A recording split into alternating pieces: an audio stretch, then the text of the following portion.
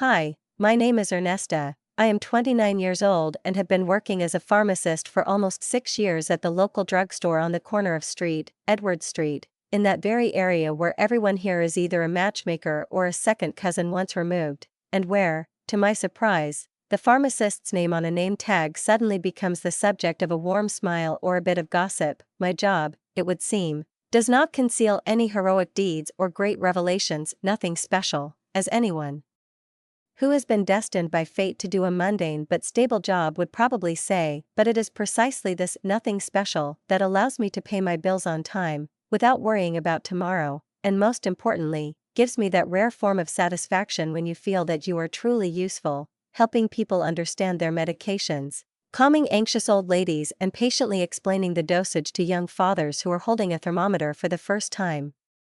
But let me first tell you about my family. It plays a much more significant role in this story than my work and even my hapless car. We live in an old, time-darkened house on the outskirts of town, a house that has belonged to my parents since I was a teenager and dreamed of escaping from here to the big world. Dad, having retired 2 years ago, has gradually turned into a living barometer of the blues. He spends his days in front of the TV, alternating football matches with political talk shows, and complains about everything in a row, from the noise of the refrigerator to how in our time it was better, cheaper, and kinder. Mom, unlike him, cannot sit still. She works part-time in a small grocery store in the center, just to stay on the move, among people, to have a feeling of being needed, albeit conditionally. They were never rich, but they always knew how to live modestly but with dignity, and even now, despite their small pension and age, they somehow miraculously manage to make ends meet, without losing their sense of humor and warmth. I have an older sister, Fina. She is 34, and her whole life is a continuous family epic, dramatic and at the same time painfully familiar to many. She is married to David, a kind but unstable guy who works in construction when he finds part-time work, and gets by with odd jobs, and sometimes sits idle, immersed in his stubborn male melancholy. They have 2 children, my adored nephews, 8-year-old Durant, a serious boy for his age with a thoughtful look, and 6-year-old Gaston, lively as a ball, with endless why and what if. Now Fina is pregnant again, already 5 months, and despite fatigue and the eternal lack of money, she looks calm, even happy, as if the new child is not a threat to the budget, but a quiet hope for something more. Their family lives in a tiny house literally across the fence from their parents' house. This is, of course, convenient, especially when Mom needs to drop off some groceries, and Dad needs to nag at David's parents, by the way, sometimes help them pay the rent, but, to be honest, I do it most often. I bring school supplies, pay for clubs and sports sections, sometimes quietly pay off the electricity and gas bills, especially in the winter months, when everything goes to hell. And with all this help, the only thing that became a reason for general teasing was my old, time-worn Honda, which had served me faithfully for almost 8 years. Its color had faded, as if the sun had decided to erase the last remnants of youth from it. The left door creaked as if it was complaining about life, and the air conditioner turned on only by chance or the grace of God. When are you going to get rid of this junk? David laughed every time he heard the familiar rattling in the entrance. One day it's going to fall apart under you, Dad would grumble, shaking his head like a prophet. Fina would giggle and add, I can't believe you're still driving that disgraceful piece of junk. But I always answered the same way, with the confidence that confuses stubbornness with calculation. I wouldn't change the car until it was completely dead, and even if they thought I was just being greedy, I was actually saving. I lived modestly, didn't spend money on cafes, fashionable clothes, or trinkets. My apartment was small but cozy. I brought my lunches from home. I was proud of my savings, a sum that might not be enough to buy a house, but certainly enough for more than a new car.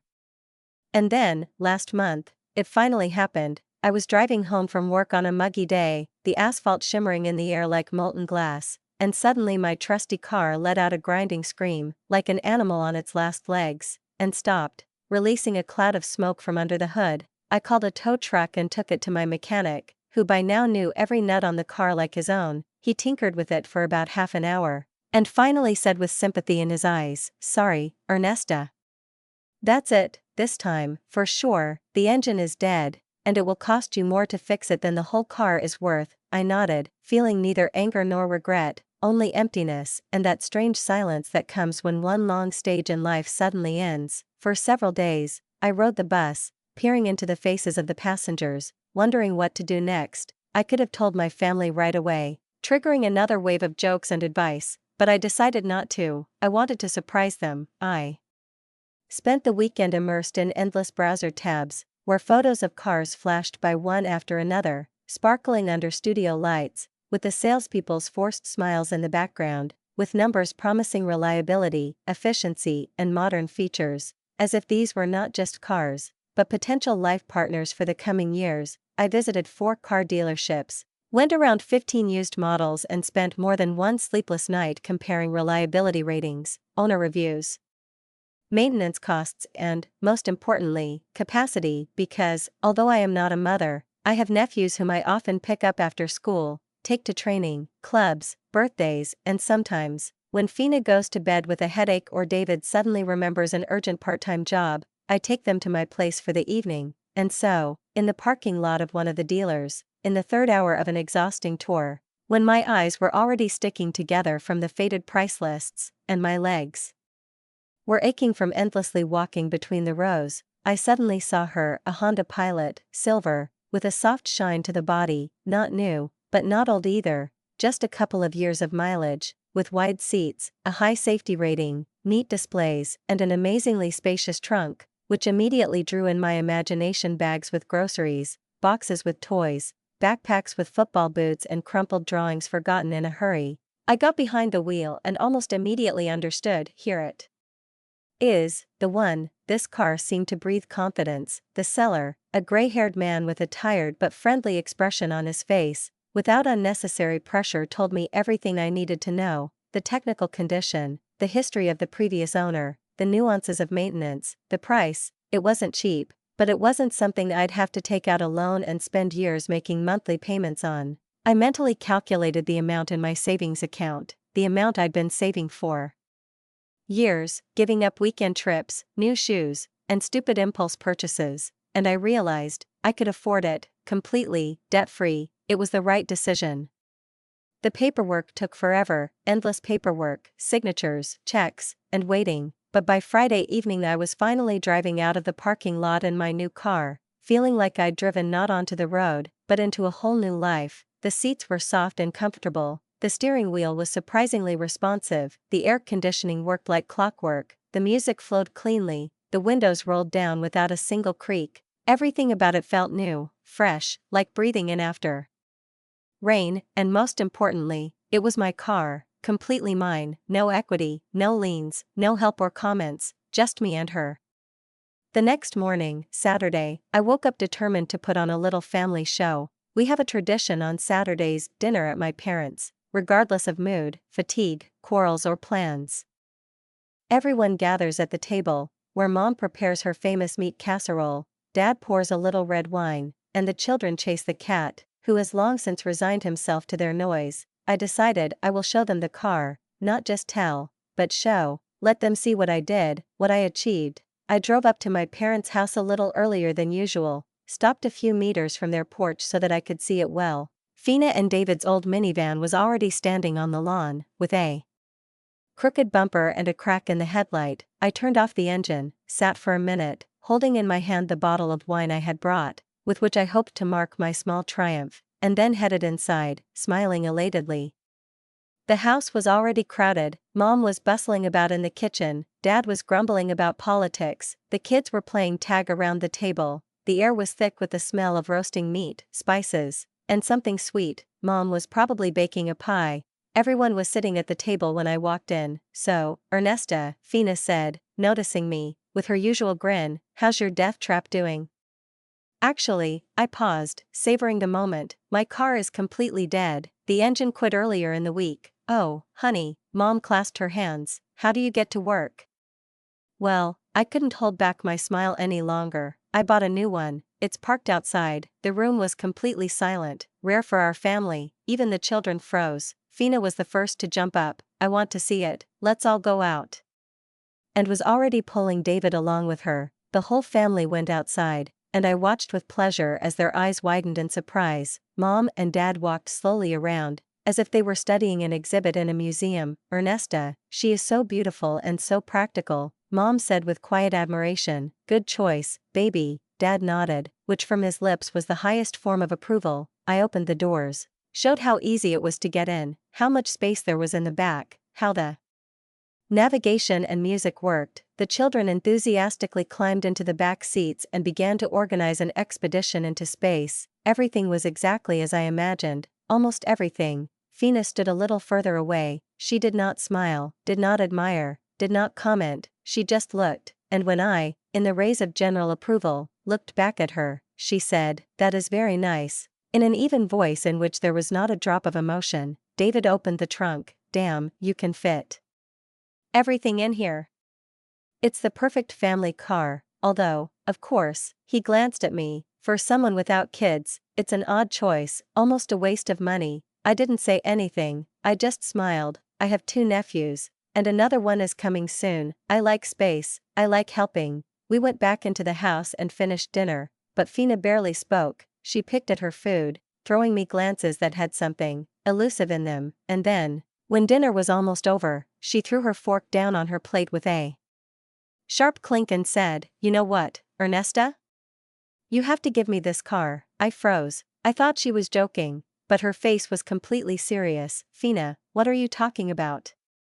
Think about it, you don't have a family, you don't have children, you can afford another one, but we really need this car. Our minivan is barely alive. With a 3rd child, we will be cramped. This car is for a family like ours. I looked around the table, and at that moment it seemed to me that I had witnessed some strange, irrational revolution in reality, because even David, usually mocking and detached, suddenly began to nod in agreement, as if this crazy idea of giving them my brand new car was something self-evident, almost natural. I slowly turned my gaze to my parents and noticed with surprise that they, too, did not immediately reject the idea. On the contrary, their faces expressed concentration, as if they were seriously considering it, as if trying to imagine how practical it would be if I gave in. Fina, I said, trying to speak calmly, although everything inside was starting to boil. I will not give you my car. I bought it only yesterday, but it makes sense. My sister did not back down. Her voice became higher, sharper. You are selfish. How selfish am I if I just want to keep what I bought with my own money? I asked, looking her straight in the eyes. Because you don't need it the way we do. You live alone, you don't have to drive 3 kids. If you really need a car, sell the old one and take out a loan like everyone else does. Fina's eyes suddenly filled with tears, her lips trembled, and she whispered, barely holding back a sob, "I can't believe that you're behaving like this. We're your family, Ernesta. I thought you'd understand. I constantly ask you for help, and you always help, for the kids' sports, bills, clothes. And now you suddenly can't meet me halfway?" "Don't call me selfish," I said reservedly. "I haven't stopped helping you, and you know it perfectly well. For many years, I've been doing everything I can for you, and even more than I should." "That's different." Mom's quiet voice came, and her face, usually soft, was now tense, almost reproachful. "It would really help Fina and David. They are a family. Fina is right, she needs it more. And you are alone, you don't have children. And they have children. Yes, you can afford to buy another one," Dad added, shaking his head as if it were a simple question of arithmetic. I looked at them all, and in my soul there grew a feeling as if I was standing in the center of some absurd play, where all the characters had suddenly mixed up their roles, as if the whole world had gone mad. My family, those whom I had helped so many times, to whom I had transferred money without complaint and taken on everything I could, were now telling me that I should just give away my brand new, lovingly chosen, honestly bought car, just because I didn't have children. I slowly got up from the table, feeling my heart pounding somewhere in my throat. "Guys, I don't believe you. I came here with such excitement, with joy, with a desire to share what I had finally done for myself, and you want to take it away from me." "Ernesta, sit down," said Dad. His voice became stern, as if I were a disobedient daughter. "Let's talk about it." "There's nothing to talk about," I answered, my voice already shaking with resentment, but firm. "The answer is no." I grabbed my purse, put on my shoes at the door, took the keys out of my pocket as I walked, and walked out into the street without turning around. My hands were shaking as I opened the car door, and when I started the engine, My fingers were wet with anger and pain. I drove home along the evening streets, along which the long shadows of the trees were already creeping, and everything inside me was clenching. From how unexpectedly I found myself a stranger in my own family. At home, I barely had time to change my clothes when the phone rang, first Mom, then Dad, then Fina, again and again, with breaks of no more than a few minutes. I didn't answer. I knew what they wanted: to talk, to convince, to put pressure. They wouldn't back down, and indeed, messages were added to the calls. Ernesta, please think again. Fina really needs this car. Mom wrote, you're hurting your pregnant sister. She would add, think about what's best for the family. Dad, I can't believe you're being so cruel to me when I'm carrying your nephew or niece. This time from Fina, the messages poured in one after another, like raindrops on a windowpane, all with the same idea, different words, but the same message. I have to give, I have to obey, I have to be kind, because family. I read every one, but I didn't answer any of them. 2 days passed, then 4, then a week, and by the end of the second week I was exhausted beyond belief. Every day began with notifications, and every evening I deleted dozens of messages. Ignored calls, stared at the screen in silence, knowing that on the other end were people I loved, but who seemed to stop loving me if I didn't do as they wanted. And suddenly Aunt Gina stepped into this maelstrom, the one who was always diplomatic, careful, and never involved in conflicts. Her call took me by surprise. Ernesta, dear, she said in her soft, soothing voice, I heard about your situation with Fina. Don't you think you should help your sister? It's really hard for her, the pregnancy, David. I almost laughed, but I held back. Aunt Gina, I'm not giving my car to anyone. I bought it with my own money. It's not a gift, not a luxury, it's what I need. But she's family, and she's pregnant. She's family, I interrupted. And me? I'm family too. I've always been there, and now, suddenly, everything I've done doesn't count. The answer is no, and it won't change. I hung up. By that time, it seemed to me that this story had already sucked in half of my family, and the more I resisted, the more there were. But inside I knew I was right. I worked hard, saved, endured, and finally allowed myself what I wanted. And if my sister has children, it doesn't mean she can take mine from me. I gave them money, time, energy, and this is how they repaid me. After 2 weeks of endless attempts to convince me, I felt squeezed to the last drop. I was still holding on, but the tension was unbearable, and then something unexpected happened. Among the stream of usual messages and calls, another voice appeared, a call from my old friend Sarah, my roommate in college. We hadn't spoken for almost 2 years. Ernesta, she exclaimed when I picked up the phone, oh, thank God you answered. I have amazing news. I'm getting married in a month. It will be a modest ceremony, only the closest ones. Please say you'll come. I want you to be here so much. You're my sister not by blood, but by choice.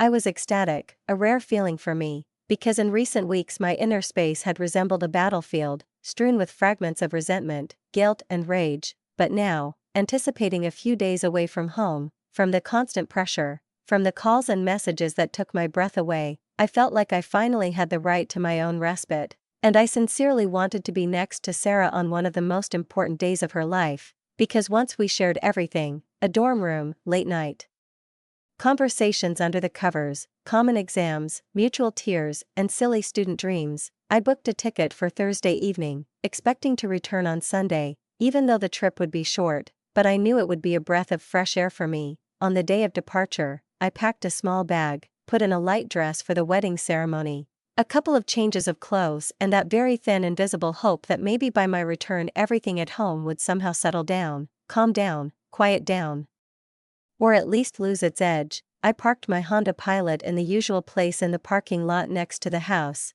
as I always did when I left, locked everything with special care, took my bag and called a taxi to the airport. My phone continued to come to life every now and then. Messages from my mother, from Fina, short, accusatory, filled with guilt, written with the same manic persistence with which a mother thrusts medicine at a child, confident that he does not understand what is best for him. But I remained steadfast. I did not answer, did not comment, simply turned off the sound and locked the phone in the bag. The flight went smoothly, and as soon as I stepped out of the terminal, I saw Sarah standing at the exit with her arms outstretched and a joyful, sincere smile. We hugged as if we had been parting for an eternity, not 2 years. and for those few seconds I felt like I was a 20-year-old student again, who was yet to experience everything in life, without burdens, without responsibility, without pressure. The next few days were exactly what I had been looking for so long: freedom. Sarah's wedding was cozy and touching, a quiet ceremony by the ocean, a sparkling dress, sand under my feet, a light wind in my hair, and Mark, her groom, turned out to be a surprisingly kind and calm person with whom it was easy. We talked a lot, remembered old times, laughed, shared news, and for the first time in a long time I felt truly happy, as if the tension that had been fettering me had dissolved in the California sunset sky. On Saturday we spent the whole day on the beach, laughing, swimming and just enjoying the sun. In the evening there was a wedding ceremony, and then a dinner where everyone made toasts that were not false, only sincere gratitude for love, for friends, for life. I danced, ate, talked and even drank a glass of wine, the first in a long time. On Sunday morning we all gathered for a late breakfast, saying goodbye, hugging each other, promising not to get lost and not to wait another 2 years until we meet again. My heart was filled with a light sadness. On the one hand, I did not want to leave, on the other, I felt like I was myself again. The flight home was quiet, and when I left the airport late in the evening, around 10, my head was already spinning with plans for the new week, a calm one, perhaps a conversation with my mother, an attempt to defuse the situation. If they, as I hoped, understood how absurd this whole thing was. I took a taxi and drove to my house. We pulled into the parking lot, and I immediately started looking for my car with my eyes. The same shiny silver one with the soft seats and the smell of newness, but it wasn't there. My space was empty. "Can I please drive through the parking lot?"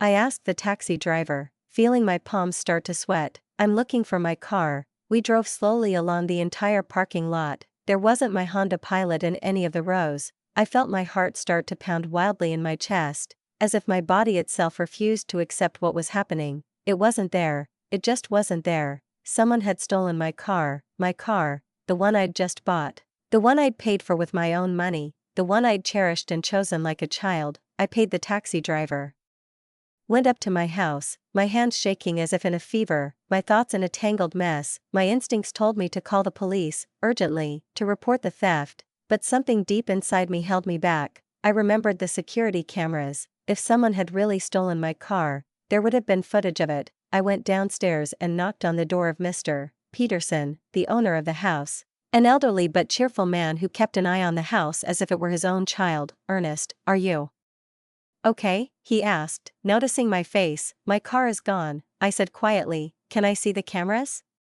He let me in immediately, sat me down at the table, turned on the monitor, and we began to review the footage. I could feel my breathing quickening, my heart pounding, my fingers gripping the edge of the table. We rewinded the footage day by day until we got to Friday morning. Around 9, the screen flickered to life. There was my car, and David, my brother-in-law. He walked up to the car, holding something in his hand, maybe a lock pick, or an electronic device. I didn't see exactly what he did, but at some point the door opened, the alarm didn't go off. He got behind the wheel, and drove away. My body went rigid. I couldn't believe what I was seeing. In a daze, I asked Mr. Peterson to copy the footage onto a flash drive. He obliged, handing me the device, and I took it as if I were holding in my hands the proof of betrayal. Frozen on the screen, I sat silently, for a minute, for 5, 10. My head was buzzing. My own family, my relative, stole my car, didn't ask, didn't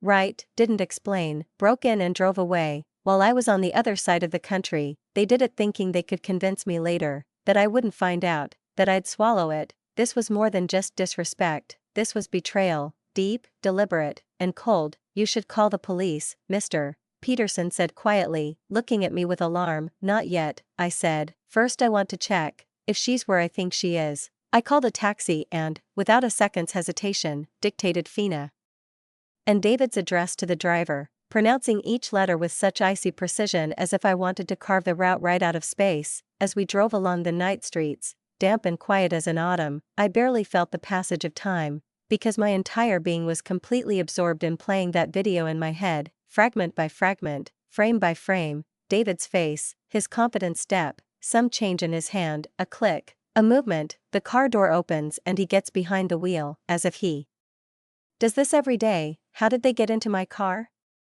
How did they disable the alarm? Why didn't the alarm go off? How much practice did they have before deciding to do this? And most importantly, how easily they decided to do it, as if it wasn't theft, but a right, as if I owed them something that gives them the power to dispose of my property at their own discretion. When we pulled up to their tiny rented house, my first thought was, they didn't even try to hide it. My car, my shiny new Honda Pilot, was parked right in their driveway, as if it had always belonged to them, as if it had been born in their yard and grown up under their windows. I looked at it through the cab window, and my hands started shaking, not from fear but from rage, cold, pure, seething rage that no longer wanted to be contained. I got out without thanking the driver, walked up to the door, and started knocking, first politely, then hard, with my fist, over and over again, until the door opened. David was standing in front of me, and he was smiling. He leaned forward casually and said, "Hello, Ernesta." His voice was as casual as if I'd come for salt. Fina appeared from behind him, her face quietly smug, her lips curled into an almost triumphant grin. "What the hell is my car doing here?" I asked, not believing that this was all really happening. "Well, if you weren't so stubborn, we wouldn't have to take matters into our own hands," Fina replied, as if her words weren't a confession to a crime, but an explanation for a perfectly logical family action. Take matters into our own hands? I could hardly breathe. "You stole my car." "We didn't steal anything," David said, shrugging. "We just took what you were supposed to give us." "How did you even get involved in this?" I hissed, almost losing the ability to speak. Fina tilted her head to the side. "Remember those spare keys you gave Mom and Dad a couple of years ago? Just in case?" "Well, it was an emergency. We broke into your apartment while you were in California and took the keys to the car." That was a blow. They weren't the only ones who stole my car. They broke into my apartment, without permission, without shame. "Give me back the keys, right now," I said, my voice breaking. "And get away from my car." "I don't think so," Fina smirked. "It's our car now. You can go buy a new one, you can afford it." "It's theft," I said coldly. "I'm calling the police." "Call them," she replied. "We'll tell them you promised to give us the car and then changed your mind. We'll see who they believe, a single woman or a pregnant mother with 2 children." She slammed the door in my face. I was left on the porch, clutching empty space in my hands, shaking with rage and betrayal. They really believed they could do this. They were sure I would be afraid of conflict. They thought the word family was the key to impunity. They were wrong. I called another cab and went straight to the station. No more talking, no more loyalty. They wanted to treat me like a stranger? Fine, then I'll show you what that means. At the station, I went to the front desk, explained what had happened, and the officer, a dry, attentive man in a uniform with a sergeant's shoulder strap, escorted me to a detective, Detective Martinez, a woman in her 40s with a tired but sharp gaze, asked me to recount the whole story. "So your son-in-law took your car without permission?" she asked when I finished. "Yes, I have video evidence. He stole it right from my parking lot." I showed her the footage, and she studied every second. "Where is the car now?" she asked, putting down her pen. "At their house. I just came from there. They refused to give it back." "Okay," she said, "we need you to file a theft report. Do you have proof of ownership?" "Yes, here's the registration and insurance. I bought the car 3 weeks ago. It's registered in my name." "I understand. We'll send patrol to seize the car and bring your son-in-law in for questioning." I filed the report, signed the papers, and left Fina and David's contact information and address. Martinez promised to contact me as soon as she knew anything. The next day, around lunchtime, my phone rang. "Ernesta? This is Detective Martinez. We found your car. It's in our station lot right now. Your brother-in-law has been arrested on suspicion of theft. We have also called your sister in for questioning, and she has confirmed that she was involved. Can I have the car?" "Yes, but," she paused, "there is one thing I think you should know. Your family, they are here. They want to talk to you." When I walked into the police station, the air inside was tense, as if invisible wiring had burned out from overvoltage. The atmosphere was humming with suppressed hysteria, the hollow echo of strangers' voices and the clatter of nervous footsteps. The first thing I saw was Fina, slumped in an old plastic chair in the corner, her face buried in her hands, from which an endless stream of tears oozed, smearing mascara down her cheeks. giving her the expression of either a tragic victim or a poorly made-up actress in a school play. My parents were there, a little further away, pacing back and forth in the cramped vestibule, and judging by the expressions on their faces, they were simultaneously overcome with indignation, anxiety, and that special kind of parental shame that arises not when someone is actually guilty, but when someone has dared not live up to expectations. When they saw me, they rushed forward, as if I were a fugitive who had dared to appear at the gates of her own home. "Ernest," my mother grabbed my hand, her fingers cold and clammy with excitement, "you have to drop the charges, right now. This is crazy. How could you do this to your own family?" "How could you?" my father barked, stepping closer. "Do you really want David to go to jail? Are you really going to put a father of 3 in jail because of a car?"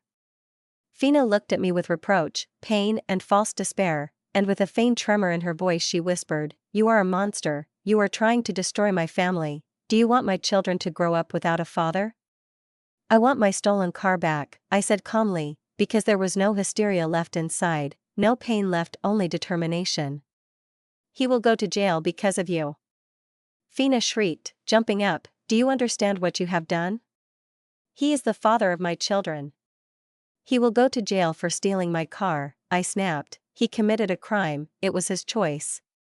Mom started sobbing, her face as white as a starched collar. "Ernesta, please think of the children, think of Fina. You know how hard it was for her when she was pregnant. You can't break all that now. It's not just a car, Mom," I said, my voice breaking, not from weakness but from finally allowing myself to speak the truth. "It's my property, my boundary, something you all crossed without knocking. But it's your family."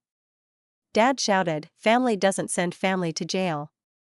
And family doesn't break into an apartment and steal a car," I snapped, and at that moment Detective Martinez approached us, as composed and professional as ever. "Miss Ernesta," she said, looking me in the eye, "we need to know if you're pressing charges, right now." I turned to my family. Fina was sobbing again, silently this time, tears streaming down her cheeks as if along a predetermined path. My parents looked at me as if I were a criminal, as if I had set in motion not justice but some destructive force that should have been forbidden within the bloodline.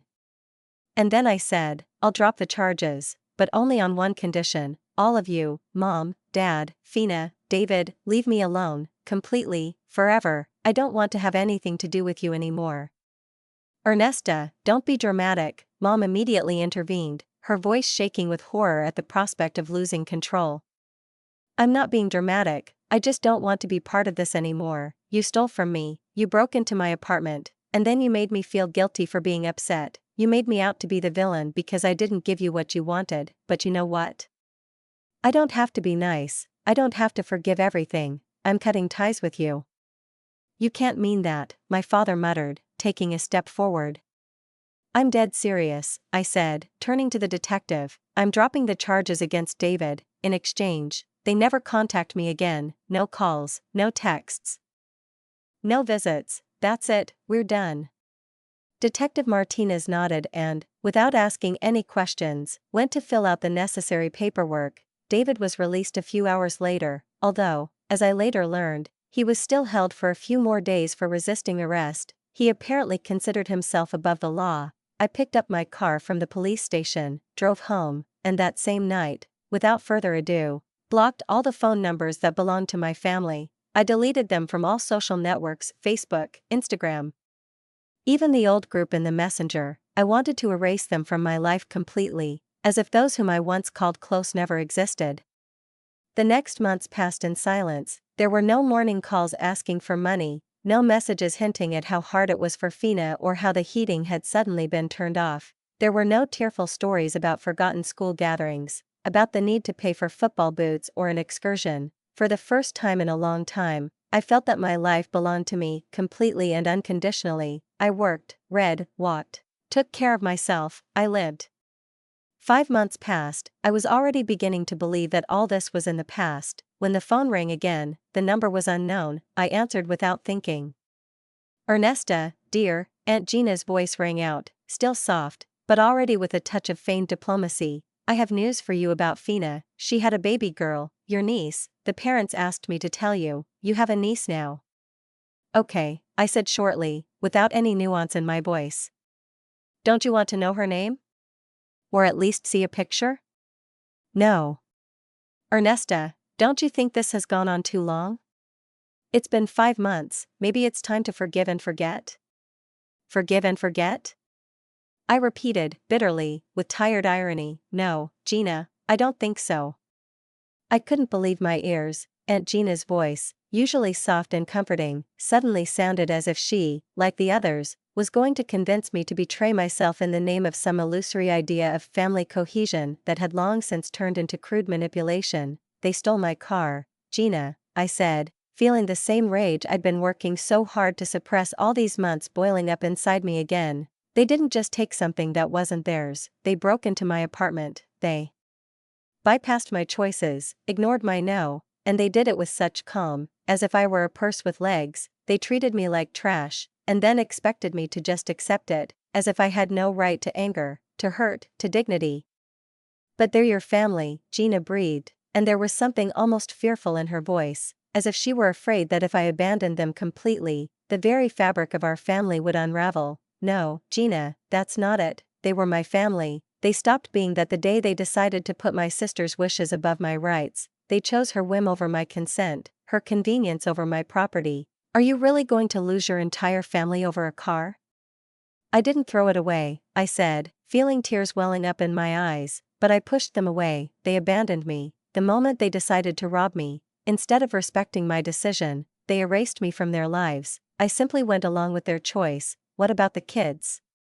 Gina asked after a pause. Durant and Gaston miss you. They always ask about Aunt Ernest, and now there's a child, a little girl who will never know you. I felt something in my chest lurch painfully, squeeze, and I knew it was a pang of love, of longing, for those children I had considered almost my own for so long. I really missed my nephews. I missed their cries, their hugs, the way Durant solemnly shared his school successes, and Gaston, a cheerful scoundrel, made up his own fairy tales and thought I was the smartest person in the world, but I couldn't build a relationship with them without overcoming myself and getting back in touch with their parents, and that was impossible.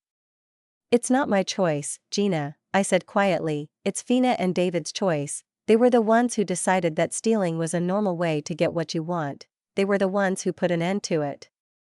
Your parents are getting old, Ernest, you do realize that one day. Then, I interrupted coldly, I might read about this in the obituaries, because as cruel as it sounds, I'm no longer the type to give up everything for people who never once rushed for me. There was sobbing on the other end of the line. Gina was crying, and for the first time I heard confusion in her voice instead of regret. How can you be so cold? I'm not cold, Gina, I said, trying to keep my voice steady. I'm just tired. I'm tired of being a doormat. I spent years helping them, giving them money, time, support. I was there when they had no one, and the one time I did something for myself, they tried to take it away from me, and when I refused, they simply stole it. But you gave the car back, she countered. It's not the car, I said. The thing is, they thought I was so worthless that they could take anything they wanted from me, and they thought I'd be too soft, too scared, to do anything about it. They thought my silence was weakness, and I was stronger than they thought. Gina fell silent, and the silence between us hung like a taut string. So you'll never talk to them again? She asked after a long pause. That's their business, I answered calmly. They know where I live, they know where I work. If one day they have the courage not to make excuses but to apologize, if they really want to fix something, I'm ready to listen, but I won't go to them first. I won't reach out to people who turned their backs on me when I needed their understanding the most. I don't want to look for love where there is no love anymore. I hung up and sat in my quiet, tidy apartment. Looking at the evening light falling on the table through the translucent curtains, I thought about everything that had happened, about all the scenes, the words, the tears, and I asked myself the same question that had sounded in my heart more than once. Do I regret it? Do I feel pain because I no longer see my family, do not hear the voices of my nephews, do not participate in their lives? Of course, I missed Durant and Gaston, their pranks, their trust. I missed my mother's pies, even the most boring dinners in the old house, but despite this longing, I did not regret it. For the first time in my adult life, I wasn't living in fear, not checking my bank account every morning in anxiety, not counting my cash before going to the grocery store because there were no more requests. I wasn't living in drama because there were no more people creating it. I was living my life, full, whole, free, In all the turmoil, in all the betrayal, in the loneliness that came with it, I learned something important about myself. I realized that I was stronger than I thought. I realized that my worth wasn't measured by the number of times I said yes when I didn't want to. I realized that blood relationship was no excuse for being mean. My family thought they could blackmail me with love, corner me with debt, guilt me into it. They thought I'd cave in because I always did. They thought I'd give up my car so I wouldn't make waves. They were wrong. And now they had to live with the consequences of their actions. Just as I had to live with my choice, but there was one difference between them and me. I made my choice honestly.